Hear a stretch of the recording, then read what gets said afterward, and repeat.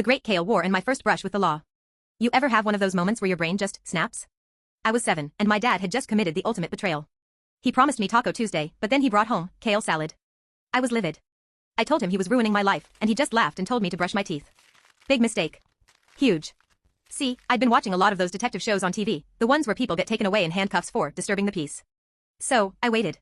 I waited until I heard him snoring, that deep, rumbling sound that meant he was out for the count. I crept into the kitchen, grabbed his phone, and dialed those 3 magic numbers.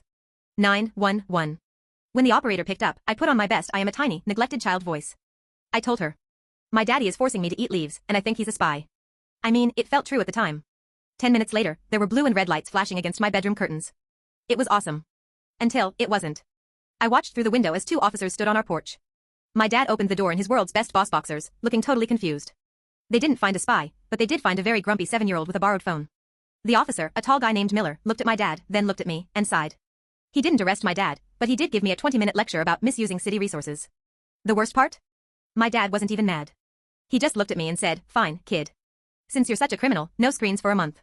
I tried to prank the system, but the system pranked me.